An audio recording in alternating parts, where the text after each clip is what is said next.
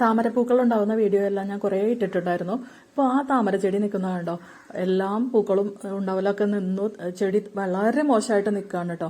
അപ്പോൾ അത് ഞാനിങ്ങനെ അതിൻ്റെ ട്യൂബറുകൾ ശേഖരിക്കാമെന്ന് കരുതി ഞാൻ ട്യൂബർ ശേഖരിക്കുന്നത് എങ്ങനെയാണോ, ആ ചെടി ഉണങ്ങി നിൽക്കുന്ന ഇലകളുണ്ടല്ലോ അതെല്ലാം കൂടെ ചേർത്തിട്ട് നന്നായിട്ടൊന്ന് മുറുക്കെ പിടിച്ച് വലിച്ചിട്ട് അതിൻ്റെ ആ അടിഭാഗം മുകളിലേക്ക് കൊണ്ടുവരിക.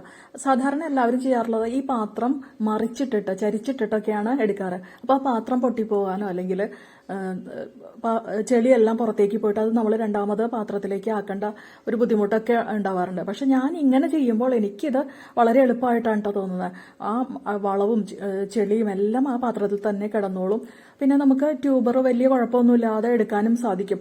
പിടിക്കുമ്പോൾ എല്ലാ ഇലകളും കൂട്ടിച്ചേർത്തിട്ട്, ഇലകളുടെ തണ്ടുകളാണ് കേട്ടോ, എല്ലാം കൂട്ടിച്ചേർത്തിട്ട് നന്നായിട്ട് പതുക്കെ പതുക്കെ പതുക്കെ വലിച്ച് ഇങ്ങനെ പുറത്തേക്ക് എടുക്കുകയാണെങ്കിൽ ഇതുപോലെ ട്യൂബറുകൾ ഒരു കേടുമില്ലാതെ നമുക്ക് ശേഖരിക്കാനായിട്ട് സാധിക്കും കേട്ടോ. അപ്പോൾ എടുക്കുന്ന സമയത്ത് നമ്മൾ ആ ഇലകൾ ഇങ്ങനെ ഇളക്കി കൊടുക്കണം കേട്ടോ. ഇലകൾ ഇങ്ങനെ മുകളിലേക്കും താഴേക്കും ഇങ്ങനെയിട്ട് ഇളക്കിക്കൊണ്ടേയിരിക്കുക, വെള്ളത്തിലേക്കിട്ട് ഇങ്ങനെ കുത്തി ഇളക്കിക്കൊണ്ടിരിക്കുക. അപ്പോൾ അത് പെട്ടെന്ന് മണ്ണിൽ നിന്ന് പുറത്തേക്ക് വരാൻ എളുപ്പമാണ് കേട്ടോ. അപ്പോൾ അതാ ഈ ഒരു ചെടി ഞാനിത് എടുത്തപ്പോഴേക്കും എനിക്കൊരു 5-6 ട്യൂബറുകൾ കിട്ടിയിട്ടുണ്ട് കേട്ടോ. അപ്പോൾ ഇത് ഞാൻ എൻ്റെ സുഹൃത്തുക്കൾക്കെല്ലാം കൊടുക്കാനായിട്ട് വേണ്ടിയിട്ടാണ് ഞാനിപ്പോൾ ഇത് പുറത്തെടുത്തിട്ടുള്ളത്. ഒരെണ്ണം ഞാനിവിടെ ചെടി നടാനായിട്ട് വയ്ക്കും, ബാക്കിയെല്ലാം എൻ്റെ സുഹൃത്തുക്കൾക്ക് കൊടുക്കാനായിട്ട് ഉദ്ദേശിക്കണം കേട്ടോ. അപ്പോൾ ഇത് ഇങ്ങനെയാണ് ഞാൻ എടുക്കുന്നത് കേട്ടോ. എനിക്ക് നല്ല എളുപ്പമായിട്ടാണ് തോന്നുന്നത്. പലരും വീഡിയോസ് ഇടാറുണ്ട്, അവർ ഈ പാത്രം കമിഴ്ത്തിയിട്ടിട്ട് അല്ലെങ്കിൽ ചരിച്ചിട്ടിട്ടൊക്കെ ആ മണ്ണ് പുറത്തേക്ക് ഇട്ടിട്ടാണ് ട്യൂബറുകൾ എടുക്കാറ്. പക്ഷെ ഞാൻ ഇതാ ഇങ്ങനെ എടുത്തപ്പോൾ എനിക്കിതാണ് എളുപ്പമായിട്ട് തോന്നിയത്. അപ്പോൾ അതിന് വേണ്ടിയിട്ട് നമ്മൾ ഇടയ്ക്ക് ഒന്ന് മണ്ണ് ഇളക്കി കൊടുക്കേണ്ടി വരുമായിരിക്കും. മണ്ണിൻ്റെ ബലം കൂടുതൽ അല്ലെങ്കിൽ ഉറപ്പ് കൂടുതലുള്ള മണ്ണാണെങ്കിൽ ഒന്ന് നന്നായിട്ടൊന്ന് ഇളക്കി കൊടുക്കേണ്ടി വരുമായിരിക്കും. അതെന്തെങ്കിലും കത്തി അല്ലെങ്കിൽ എന്തെങ്കിലും സാധനം നമ്മൾ ചെടികൾ നടാനായിട്ട് ഉപയോഗിക്കുന്ന പല ഫോർക്ക് പോലുള്ള സാധനങ്ങളൊക്കെ ഉണ്ടല്ലോ, അത് ഉപയോഗിച്ചിട്ടൊക്കെ ഒന്ന് ഇളക്കി കൊടുത്താൽ മതി കേട്ടോ. നല്ല ഹെൽത്തി ആയിട്ടുള്ള ട്യൂബറുകളാണ് കേട്ടോ എനിക്ക് കിട്ടിയിട്ടുള്ളത്. ഇതാ ഈ വീഡിയോ ഒന്നുകൂടി കാണിച്ചു തരാം കേട്ടോ ഞാൻ നിങ്ങൾക്ക്.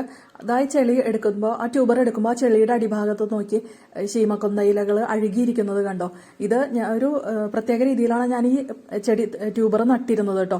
അതായത് ഞാൻ ഒരു പാത്രത്തിൽ ഈ ബേസണിൽ അരഭാഗത്തോളം ശീമക്കൊന്നയുടെ ഇലകൾ ഇട്ട് കൊടുത്തിട്ട് അതിന് മുകളിൽ കുറച്ച് വെള്ളം ഒഴിച്ചിട്ട് 2 ദിവസം ഇട്ടതിന് ശേഷം ആ ശീമക്കൊന്ന ഇലകൾ നന്നായിട്ടൊന്ന് അഴുകിയതിന് ശേഷമാണ് ഞാൻ അതിൻ്റെ മുകളിൽ മണ്ണിട്ട് കൊടുത്തിട്ട് താമരയുടെ ട്യൂബർ നട്ടത് കേട്ടോ. ആ ഒരു ഞാൻ അങ്ങനെ നട്ടിട്ട് ഒരു 6-7 മാസത്തോളം ഉണ്ടല്ലോ. താമര ചെടി ട്യൂബർ നട്ട് 2 ആഴ്ച കഴിഞ്ഞപ്പോൾ തുടങ്ങി പൂമുട്ടുകൾ ഉണ്ടാവാനായിട്ട് തുടങ്ങി. 6-7 മാസത്തോളം നിറയെ പൂക്കളായിരുന്നു. എന്നും 2-3 പൂക്കളൊക്കെ ദിവസവും ഉണ്ടാക്കി കിട്ടുമായിരുന്നു കേട്ടോ എനിക്ക്. അപ്പം ഞാൻ പലപ്പോഴും വീഡിയോ ഇട്ടിട്ടുണ്ടായിരുന്നു. അപ്പോൾ ഈ വീഡിയോ രണ്ടാമത് ഞാനിത് കാണിച്ചു തരുന്നത് ഞാൻ ആ അഴുകിയ ശീമക്കൊന്നയുടെ ഇലകൾ കാണിച്ചു തരാൻ വേണ്ടിയിട്ടായിരുന്നു കേട്ടോ. അത് ആ മണ്ണ് പുറത്തേക്ക് എടുത്തപ്പോൾ ശീമക്കൊന്നയുടെ ഇലകൾ പുറത്തേക്ക് വന്നതുകൊണ്ടോ. വേറെ പ്രത്യേകിച്ച് ഒരു വളവും ഞാൻ ഇതിനിട്ട് കൊടുത്തിട്ടില്ല. നന്നായിട്ട് പൂക്കൾ ഉണ്ടാകാറുണ്ട്. ഉണ്ടാകുന്ന പൂക്കൾക്ക് നല്ല പിങ്ക് കളറാണ്.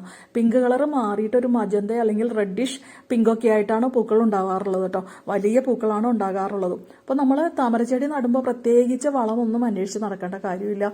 തന്നെയല്ല ഉണക്ക ചാണകപ്പൊടിയൊന്നും നമുക്ക് എല്ലാവർക്കും കിട്ടാൻ സാധ്യതയുമില്ല. ശീമക്കൊന്നയുടെ ഒരു ചെറിയൊരു കമ്പ് നമ്മുടെ വീടിന്റെ പരിസരത്ത് എവിടെയെങ്കിലും ഉണ്ടെങ്കിൽ അതിന്റെ ഇലകൾ പറിച്ചിട്ട് നമുക്ക് ഇത് വളമായിട്ട് ഉപയോഗിക്കാവുന്നതാണ് കേട്ടോ. താമര നടുമ്പോൾ നല്ല സൺലൈറ്റ് കിട്ടുന്ന സ്ഥലത്ത് നടുക. അടിവളമായിട്ട് ഉണക്ക ചാണകപ്പൊടിയോ അല്ലെങ്കിൽ ശീമക്കൊന്നയിലയോ ഇട്ട് കൊടുക്കാവുന്നതാണ്. ഇതൊന്നും കിട്ടാനില്ല എങ്കിൽ നമുക്ക് വളം വാങ്ങുന്ന കടകളിൽ നിന്ന് DAP കിട്ടും, അതല്ലെങ്കിൽ NPK 19, 19, 19 എന്നിവ കിട്ടും. ഇവയിൽ ഏതെങ്കിലും ഒന്ന് ആഴ്ചയിൽ ഒരിക്കലും ഇട്ട് കൊടുത്താലും മതിയാവും. പക്ഷെ ഞാനിവിടെ ഉണക്ക ചാണകപ്പൊടി ഒന്നും ഉപയോഗിച്ചിട്ടില്ല, ഒരു വളവും ഉപയോഗിച്ചിട്ടില്ല. ശീമക്കൊന്നയുടെ ഇലകൾ മാത്രം അടിവളമായിട്ട് ഇട്ട് കൊടുത്തിട്ടാണ് നന്നായിട്ട് പൂക്കൾ ഉണ്ടാകുന്നത്.